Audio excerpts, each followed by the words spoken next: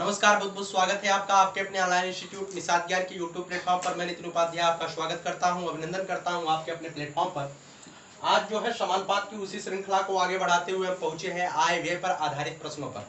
आपको पता होगा आपकी आय कितनी है, आपकी व्यय कितनी है, आपका बचत कितना हो रहा है, इस पर आधारित अनुपात में क्वेश्चन भी पूछे जाते हैं। जैसे मैं एक चीज लिखता हूँ, जैसे किसी व्यक्ति की आय 1000 रुपये है, किसी व्यक्ति की आय 1000 रुपये है और वह जो है 200 रुपये खर्च कर देता है, वह 200 रुपये खर्च कर देता है, तो उसकी बचत कितनी होगी? उसकी बचत कितनी होगी आप जानेंगे। उसकी बचत होगी 800 रुपये। ठीक है, 800 रुपये उसकी बचत होगी। अगर आपसे कहा जाए कि बचत बराबर क्या हुआ, बचत बराबर क्या हुआ दोस्तों? बचत बराबर हुआ आय ऋण खर्च। बचत का मतलब हुआ आय ऋण खर्च। समझ में आया आपको? आय ऋण खर्च हुआ उसका बचत। ठीक है, अगर आय की बात की जाए, आय बराबर क्या होता है? आय बराबर होता है खर्च धन बचत, खर्च धन बचत। यहां से ही क्वेश्चन बनता है। ये सभी फार्मूले आपको पता होने चाहिए, कोई फार्मूला नहीं है, बेसिक सी एक समझ है, इसे आप आसानी से जानते भी होंगे, आसान है, समझने में कोई दिक्कत नहीं होगी। किसी व्यक्ति की आय 1000 है, 200 रुपए जो है वह बचत करता है, 200 रुपए खर्च करता है, तो उसकी बचत जो है 800 रुपए होगी। तो बचत बराबर क्या हो जाएगा? आय माइनस खर्च। अगर कहा जाए खर्च बराबर क्या होता है, खर्च बराबर क्या होता है? आय ऋण बचत होता है। क्या होता है? आय ऋण बचत होता है खर्च बराबर। ठीक है, तो ये 3 फार्मूले हैं, इस फार्मूले को आप ध्यान रखिएगा। कोई फार्मूला नहीं, एक बेसिक सी समझ है, इस समझ को आप बनाए रखिएगा और इस पर जो है आधारित सभी क्वेश्चन आप आसानी से सॉल्व कर ले जाएंगे। ठीक है, तो हमारे पास 4-5 क्वेश्चन है जिसके माध्यम से आपको मैं समझाने का प्रयास करूंगा। ये सभी क्वेश्चन जो है एसडी यादव मैथ के हैं। मैं बार बार बताता हूं कि एसडी यादव मैथ जो है बेसिक टू एडवांस लेवल तक हमें समझने का और सीखने का मौका प्रदान करती है, और उसी श्रृंखला को मैं आपके सामने दे भी रहा हूं।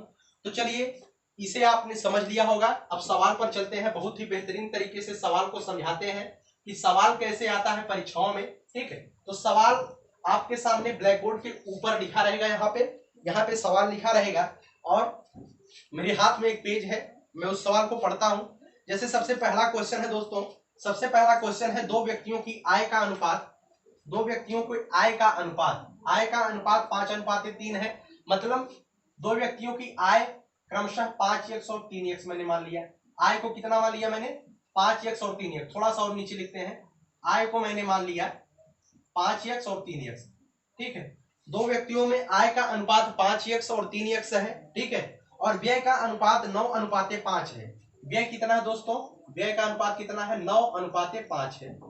ठीक है, उसके बाद दिया है वो क्रमशः जो है 1300 और 900 रुपए बचाते हैं। बचत कितनी है उनकी? बचत कितनी है? 1300 और 900 रुपए उनकी बचत है। ठीक है, इसे लगाने का एक कॉन्सेप्ट समझिएगा। ठीक है, व्यय का अनुपात दिया है, मैंने आय को मान लिया है और बचत को मान लिया है, तो व्यय बराबर क्या होता है? व्यय मतलब, व्यय को भी हम हिंदी में एक भाषा में खर्च कहते हैं। खर्च बराबर क्या होता है? खर्च बराबर होता है आय ऋण बचत। पहले व्यक्ति की पहले व्यक्ति की व्यय कितनी हुआ? मतलब पहला व्यक्ति कितना व्यय करता है? 5x minus 1300। ठीक है, पहला व्यक्ति जो है 5x माइनस 1300 व्यय करता है, मतलब खर्च करता है, और बटे दूसरा व्यक्ति कितना व्यय करता है? 3x minus 900।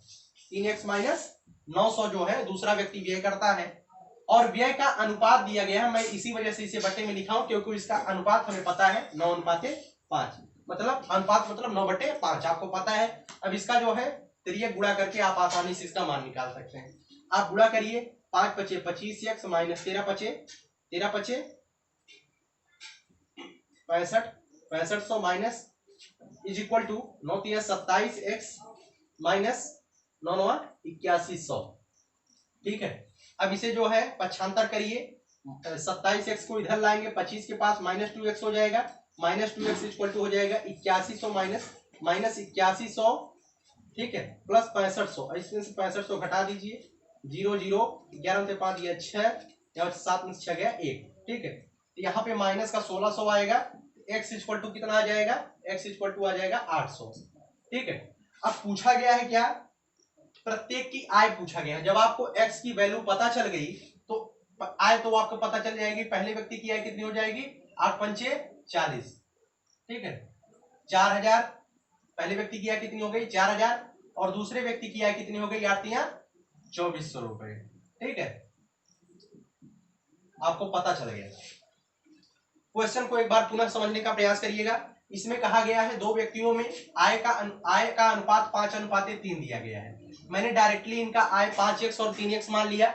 उसके बाद उसने कहा है उनके व्यय का अनुपात मतलब खर्च का अनुपात 9:5 है, तो मैंने यहाँ पे खर्च वैसे ही रहने दिया 9:5। ठीक है, उसके बाद दिया है उसका बचत क्रमशः 1300 रुपए और 900 रुपए है, उसे मैंने लिख लिया। अब आप एक बेसिक सी समझ आप जानते हैं कि खर्च बराबर क्या होता है, कितना आपने खर्च किया।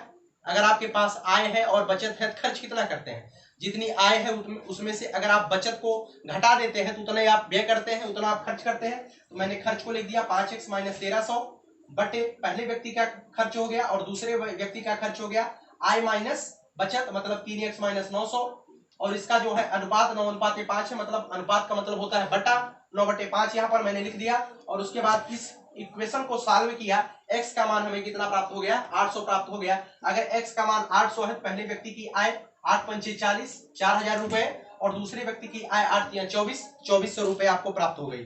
ठीक है, समझने में कोई अगर दिक्कत हुई हो तो कमेंट बॉक्स में कमेंट करिएगा, वैसे समझने में इसमें कोई प्रॉब्लम नहीं है।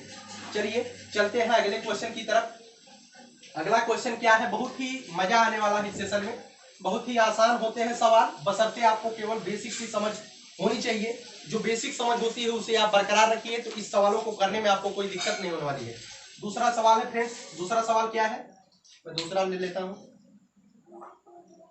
दूसरा सवाल है राम और श्याम की आय 3:2 के अनुपात में है। आय, इसमें भी वही सवाल दिया गया है, आय का अनुपात है 3:2। मैंने आय को तुरंत मान लिया 3x और 2x। इसमें राम और श्याम दिया गया, मतलब पहले को राम दूसरे को श्याम, मतलब राम की आय कितनी है 3x है यहाँ पर। ठीक है, राम की आय कितनी है 3x है और श्याम की आय कितनी है 2x है, मैंने मान लिया। उसके बाद उसने कहा है उनके व्यय का अनुपात, व्यय का भी अनुपात दिया गया है। व्यय कितने में दिया गया है 2:1, 2:1 में व्यय कर रहे हैं, समझ में आया आपको। उसके बाद कहा यदि प्रत्येक 4000 रुपए बचत करता है। अब यहाँ पर बचत की बात आती है, बचत कितने के कर रहे हैं 4000 की बचत जो है राम भी कर रहे हैं, प्रत्येक की मतलब राम भी 4000 की बचत कर रहे हैं और 4000 रुपए की बचत जो है श्याम भी कर रहे हैं। आपसे सवाल पूछा गया है, सवाल क्या पूछा गया है, तो राम की आय आपको बतानी है। ठीक है, तो वही कॉन्सेप्ट आप लगाइए, व्यय को निकालिए। पहली बात, व्यय को आप जानते हैं, राम ने कितना व्यय किया, अगर राम की आय 3x है और 4000 रुपए बचा रहा है तो राम की व्यय कितनी हुई, अर्थात राम कितना खर्च कर रहा है। राम कितना खर्च कर रहा है, उसकी आय में से उसके बचत को घटा देंगे, 3x - 4000 बटे श्याम कितना व्यय कर रहा है तो 2x - 4000 कर देंगे। ठीक है, 2x - 4000 कर देंगे। अब यहां पर बराबर व्यय तो आपने बटे में कर लिया, उसके बाद व्यय का पूर्णतः एक अनुपात दिया गया है 2:1, मतलब 2/1 दिया गया है। ठीक है, आप इसका तिर्यक मल्टीप्लीकेशन करिए। ठीक है, एक का गुणा करेंगे 3x - 4000 बराबर 2 से गुणा कर दीजिए, 2 दूनी 4x - 2 चौक 8000।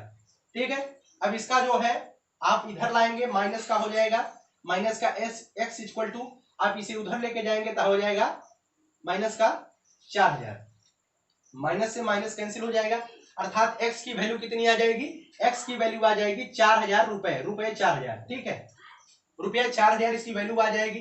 तो आपसे पूछा गया है राम की आय बताइए, तो राम की आय अगर 3x है, राम की आय x का मान आपको 4000 पता चल गया, तो राम की आय कितनी हो जाएगी 4×3 12,000 रुपए। ठीक है, 12,000 रुपए। अगर श्याम की आय भी आपसे पूछी जाती है, श्याम की आय कितनी हो जाएगी 8,000 रुपए हो जाएगी।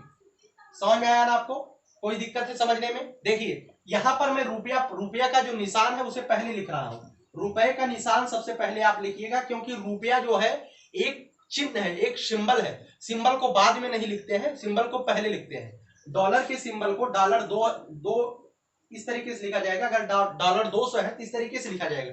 सिंबल को हमेशा पहले लिखिएगा, सिंबल बाद में नहीं लिखा जाता है। ठीक है, इसीलिए मैं सिंबल को पहले लिख रहा हूँ। समझ में आया सवाल, उम्मीद है कि आपको दूसरा भी सवाल समझ में आएगा, बिल्कुल ही आसान है, समझने में कोई दिक्कत नहीं होने वाली है। बहुत ही बेहतरीन तरीके से आपको समझाने का मैं प्रयास कर रहा हूं और उम्मीद है कि आपको समझ में भी आ रहा होगा। चलिए चलते हैं तीसरे क्वेश्चन की तरफ। तीसरा क्वेश्चन और आसान है। तीसरा क्वेश्चन क्या है, रीता और गीता प्रतिमाह 6000 और 8000 रुपए पाती हैं। मतलब एक महिला है रीता और एक महिला है गीता, इनकी आय का अनुपात, इनकी आय कितनी दी गई है, प्रतिमाह है जो है 6000, रीता 6000 पाती है और गीता जो है 8000 रुपए पाती है। ठीक है, रीता 6000 पाती है और गीता 8000 पाती है। दोनों क्रमशः 70% और 80% खर्च कर देती है। अब यहां पर बात आती है खर्च की। दोनों खर्च कितनी करती है, पहली खर्च करती है रीता 70% और दूसरी खर्च करती है 80%। अब यहीं पर खर्च आप निकाल लीजिए। पहले का जो खर्च आएगा, पहले का आय का 70% मतलब 6000 का 70% खर्च कर देती है, मतलब 0 से 0 कैंसिल, 6000 का 70% निकालेंगे तो आ जाएगा 4200। 4200 रुपए जो है रीता खर्च कर देती है। अब गीता कितना खर्च करती है, गीता का कितना है, 8000 रुपया आय है, आय का जो है 80% खर्च कर देती है, मतलब 80 का 80% उसे निकालिए तो 8 अठाई 6400 रुपए जो है गीता खर्च कर देती है। गीता कितना खर्च कर देती है, 6400 रुपए खर्च कर देती है। तो उनकी बचतों में अनुपात पूछा गया है, तो आय पता चल गया, खर्च पता चल गया, तो बचत क्या होगा, बचत बताइए क्या होगा, बचत होता है आय माइनस खर्च। ठीक है, 6000 रुपए वो पाती हैं और 4200 रुपए खत्म कर देती हैं, तो उनका बचत कितना हुआ, 6000 में से पहले आप रीता की बचत निकालिए। रीता की बचत 6000 माइनस 4200, आप घटा के देखिए 6000 में से 4200 आएगा 1800 रुपए। कितना आएगा, 1800 रुपए रीता की बचत आ गई। अब यहां पर बात की जाए गीता की बचत की। गीता की बचत कितनी होगी, गीता की आय है 8000 रुपए, 8000 में से आप 6400 रुपए आप घटा दीजिए, 6400 रुपए आप घटा दीजिए। ठीक है, 0061 मतलब 1600 रुपए जो है किसकी बचत आ गई, गीता की बचत आ गई। ठीक है, रीता की बचत 1800 रुपए और गीता की बचत आ गई 1600 रुपए। अब आपसे यही पूछा गया है इनकी बचतों में अनुपात क्या होगा। बचतों में अनुपात मतलब रीता को पहले लीजिए 1800 अनुपाते 1600। ठीक है, अब 0 से 0 मैंने बताया है, 0 से जितने 0 रहेंगे इधर, इतने 0 उधर कैंसिल हो जाएंगे। अब एक संख्या बताइए जिससे दोनों विभाजित हो जाए। दो एक ऐसी संख्या है जिससे ए भी विभाजित हो जाए, दोनों 18 और यहाँ पर 2 8 16, अर्थात उनकी बचतों में कितने का अनुपात आएगा, 9 अनुपाते 8 का अनुपात आएगा। उम्मीद है कि आपको समझ में आया होगा। एक बार सवाल को पुनः समझाता हूं। रीता की आय और गीता की आय क्रमशः दी गई है। उसके बाद सवाल में कहा गया है कि रीता जो है 70% खर्च कर देती है, तो रीता की आय का 70% खर्च करने के बाद उनकी जो खर्च हो रहा है, खर्च निकल के आ रहा है 4200 रुपए आ रहा है। उसके बाद गीता जो है अपनी आय का 80% खर्च कर देती है, तो उनकी आय का 80% निकालेंगे 64% आएगा। उसके बाद कहा है बहुत ही आसान है, उनका बचत क्या होगा। पहला, रीता 6000 रुपए पाती हैं, 4200 रुपए खर्च कर देती तो उनकी बचत 1800 हो जाएगी। और गीता जो है 8000 रुपए पाती है, 6400 रुपए खर्चा कर देती है, तो उनका बचत जो है 1600 रुपए हो जाएगा। उनकी बचतों में अनुपात आपसे पूछा गया है, तो आसानी से आप उत्तर दे पाएंगे। उनकी बचतों का अनुपात कितना हो जाएगा, 9 अनुपाते 8 हो जाएगा। चलिए चलते हैं अगले क्वेश्चन की तरफ। उम्मीद है कि सवाल समझ में आ गया होगा। अगला क्वेश्चन क्या है, अगला क्वेश्चन आपके ब्लैक बोर्ड पर है, उसे पढ़िएगा और उसके बाद सवाल को लगाने का प्रयास करिएगा। देखिए एक अगला क्वेश्चन है, बहुत ही सिंपल सा क्वेश्चन है, बट आपको लॉजिक समझ में आना चाहिए, बहुत ही सिंपल है। क्वेश्चन क्या है, एक परिवार की आय एवं व्यय का अनुपात 10 अनुपात से 7 है। एक परिवार की आय और व्यय का अनुपात आपको दिया गया है 10 अनुपात 7। कितना दिया गया है, 10 अनुपात 7 दिया गया है। उसके बाद कहा है यदि परिवार का व्यय 10,500 रुपए है, 10,500 रुपए है। यदि परिवार का व्यय जो है 10,500 रुपए है, तो उसकी बचत कितनी होगी, आपसे यही क्वेश्चन पूछा गया है। तो चलिए मैं एक बेहतर सा कॉन्सेप्ट आपको बताता हूं। आय और व्यय का अनुपात दिया गया है, मतलब आय बटे व्यय, आप इसे लिख सकते हैं नहीं लिख सकते हैं, आय बटे व्यय लिख सकते हैं नहीं लिख सकते हैं, आप कहेंगे लिख सकते हैं। आय बटे व्यय बराबर दिया है, इसे भी मैं बटे में कर लेता हूं 10/7। यहां पर व्यय आपको व्यय का वैल्यू दिया गया है, तो आय की जगह पर आय रहने दीजिए और व्यय की वैल्यू की जगह पर वैल्यू पुट कर दीजिए 10,500 रुपए। उसके बाद और इनकी अनुपात 10/7 है, यहां से आपको आय पता चल जाएगी। ठीक है, तो यहां से आय बराबर क्या हो जाएगा, आय बराबर हो जाएगा 10,500 गुणे 10/7। कितना हो जाएगा, ठीक है। अब इसे काट लीजिए, 1500 मतलब 15,000, ठीक है। आप इसे काटेंगे तो 15 सत्ते 105, 1500 1500 गुणे 10 बराबर 15,000 रुपए आ जाएगा। इनकी आय, परिवार की आय कितनी हो गई, 1500 रुपए। अब इसमें कहा है उसकी बचत कितनी होगी। आप बताइए, किसी परिवार की आय जो है 1500 रुपए है और उनका जो है खर्च 10,500 रुपए है, तो उनकी बचत कितनी होगी। उनकी बचत कितनी होगी, जाहिर सी बात है, बचत जो है आय माइनस खर्च होता है। आय 15,000 रुपए है, 15,000 में से 10,500 रुपए आप माइनस कर देंगे तो उनकी बचत आपको पता चल जाएगी। 10 में से 5 गया 5, यहाँ पर 4, 4500 रुपए उनकी बचत आ गया है। क्या है, कितनी बचत है, 4500 रुपए। कोई समझने में कोई दिक्कत हुई है इस सवाल में, कोई भी दिक्कत नहीं है, केवल एक कॉन्सेप्ट, एक लॉजिक आपको समझना है सवाल को हल करने का। सवाल एक बार फिर से पढ़िए, मैं दोबारा समझाता हूं। एक परिवार के आय और व्यय का अनुपात दिया गया है 10:7, मैंने लिख दिया 10:7। उसके बाद उसने व्यय का वैल्यू दे दिया है। सबसे बड़ा बात, सवाल को हल करने का सिस्टम यहीं पर बता दिया है। व्यय का वैल्यू दे दिया है 10,500 रुपए, ठीक है। तो व्यय हो गया 10,500 रुपए। तो मैंने एक सिंपल था जो कहा है वही मैंने यहां पर लिख दिया, आय बटे व्यय बराबर 10/7। मतलब अनुपात को आप बटे में लिख सकते हैं, ठीक है। 4:5 दिया है तो 4/5 इसका मान होगा। 5:6 दिया है तो 5/6 इसका मान होगा। ये सब तो आप जानते ही होंगे, ठीक है, आप जानते हैं इसे। तो आय बटे व्यय बराबर 10/7। आय की जगह पर आय का मान हमें निकालना है और व्यय का वैल्यू दिया है तो व्यय की जगह पर व्यय का वैल्यू रख करके आय का मान मैंने यहां से 15,000 निकाल लिया। जब एक परिवार की आय 15,000 है, एक परिवार की आय 15,000 है, 10,500 रुपए उसमें से खर्च हो जाता है, तो परिवार की बचत कितनी होगी दोस्तों, परिवार की बचत 4500 रुपए होगी, 4,500 रुपए होगी। उम्मीद है कि यह भी सवाल आपको समझ में आएगा, कोई कठिन सवाल नहीं है। तो चौथा सवाल यहाँ पे समाप्त होता है। चलिए चलते हैं पांचवें सवाल की तरफ। चौथे सवाल को आप समझ गए होंगे, चलिए चलते हैं पांचवें सवाल की तरफ, ठीक है। जिस टाइप के, जितने टाइप के क्वेश्चन बन सकते हैं सभी टाइप वाइज क्वेश्चन मैं आपको देने का प्रयास कर रहा हूं, ठीक है। तो अगर कुछ क्वेश्चन छूटते हैं तो उम्मीद है कि चौथे सवाल को आप समझ गए होंगे। चलिए पांचवें सवाल पर चलते हैं। आय और व्यय पर आधारित जितने भी टाइप के क्वेश्चन बन सकते हैं सभी टाइप के क्वेश्चन मैं डिस्कस करने की कोशिश करूंगा।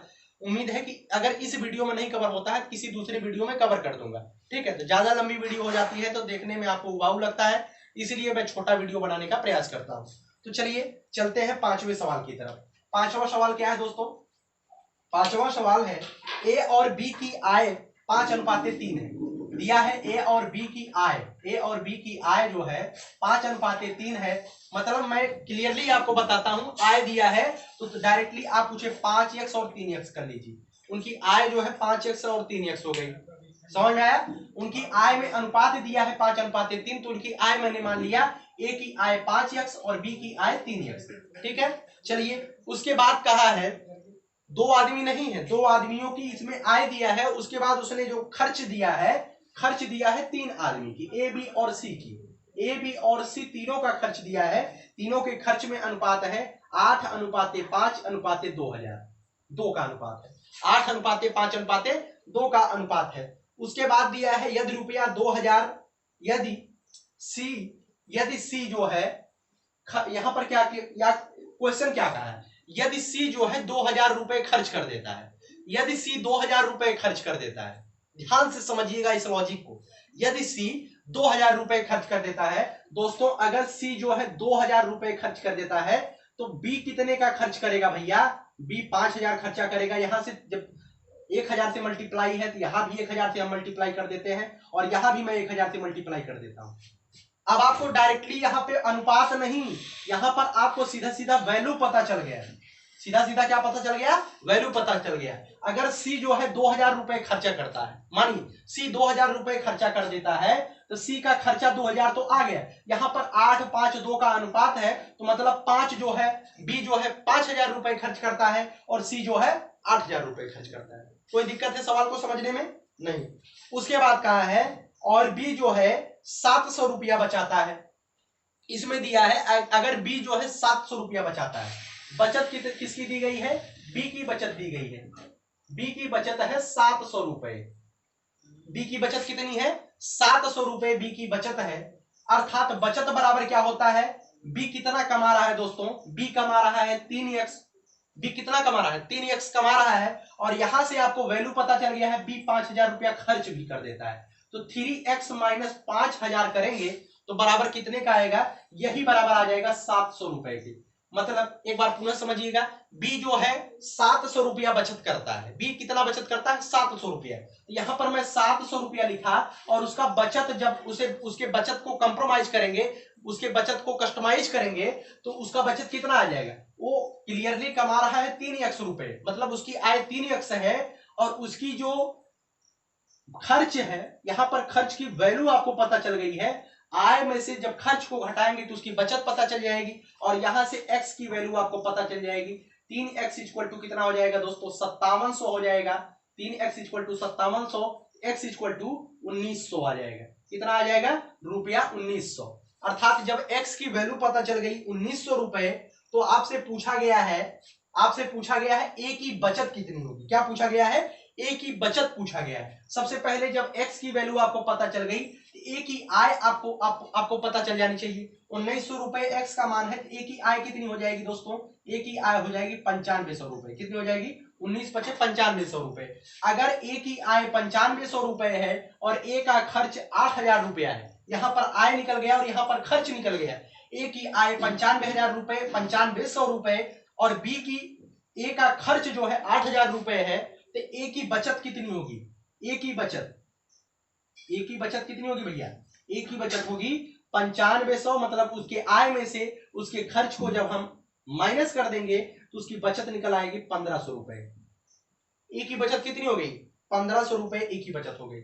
इस सवाल में कुछ भी नहीं है, उम्मीद करिए कि इस सवाल में कुछ भी नहीं है, केवल और केवल समझने का प्रयास करिए। समझिए एक बार पुनः, उसमें दिया है ए और बी की आय का अनुपात। मैंने तुरंत अनुपात जब आय दिया है तो मैंने यक्स माना है। 5:3 का अनुपात है, 5:1 3x मैंने मान लिया। उसके बाद कहा है, यहां पर तो 2 व्यक्ति का केवल आय दिया है, यहां पर खर्च उसने 3 व्यक्ति का दे दिया है। तो खर्च कितना दिया है, खर्च ABC का दे दिया है 8:5:2 का खर्च, ठीक है। तो उसके बाद फिर दिया है सी का, यदि सी का खर्च 2000 रुपए है, यदि यहां पर ध्यान देने वाली बात है, यदि सी का खर्च 2000 रुपए है तो अनुपात 8:5:2 के अनुपात में है। यहां पर 2000 है तो यहां पर इसका वैल्यू 5000 आ जाएगा, यहां पर इसका वैल्यू 8000 आ जाएगा। समझ में आया, यहाँ पे सबका वैल्यू मान आ गया, सबका मान आपको अंकीय में, अंक न्यूमेरिकल वैल्यू आपको पता चल गया, 8000, 5000, 2000।